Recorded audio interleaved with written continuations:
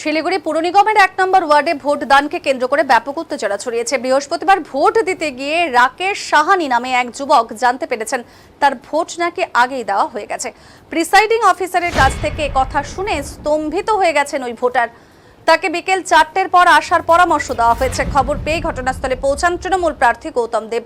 তিনি সরাসরি বুথের ভেতরে গিয়ে নির্বাচনী আধিকারিকদের সঙ্গে কথা বলেছেন। গৌতমবাবুর হস্তক্ষেপে আধিকারিকেরা রাকেশের নাম পুনরায় খতিয়ে দেখার আশ্বাস দিয়েছেন। জানানো হয়েছে তালিকায় গড়মিল থাকলে তাকে টেন্ডার ভোট দেওয়ার সুযোগ করে দেওয়া হবে।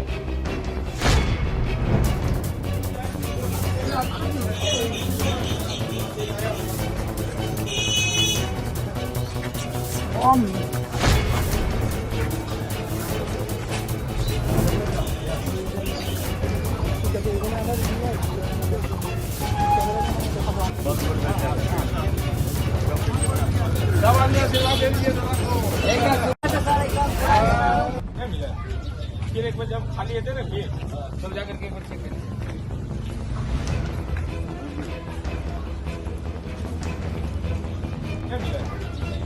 जब खाली है 49 বুথ সেগুলি এত কনস্ট্যান্ট ভোটার ও বলছে যে একটা ভোট একটা সরকার গঠনের ক্ষেত্রে গুরুত্বপূর্ণ ভূমিকা, আমি ভোট দিতে চাই।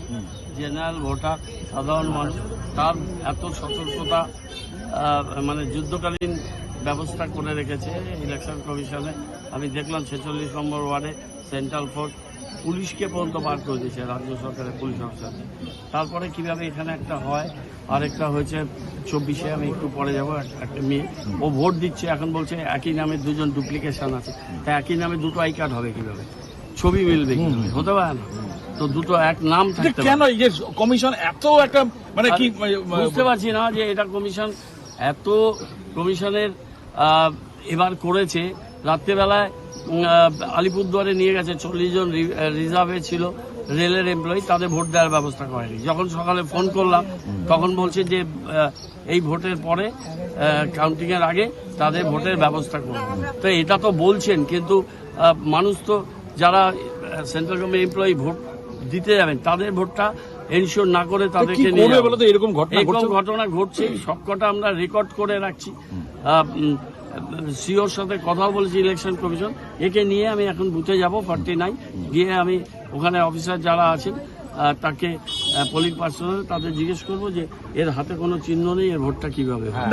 বলা হচ্ছে যে ওনাকে আবার 4টার দিকে যেতে বলা হচ্ছে, যদি তাহলে ভোট হয়ে গিয়ে থাকে তাহলে আবার 4টার দিকে হয়তো টেন্ডার ভোটের কথা বলবে, কিন্তু টেন্ডার ভোট তখনই কাউন্টিং হবে যখন ইকুয়ালিটি হবে বা 1 ভোট 2 ভোটের ডিসিশন হবে, তখন হবে। তা না হলে ভোটটা কাউন্টিং এ আসবে না। সেটা কেন হবে? একটা জেনুইন কার্ড। নির্বাচন কমিশনের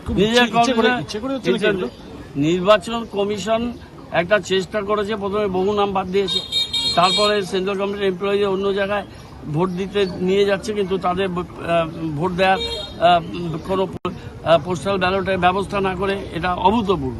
আমরা সমস্ত নোট করছি।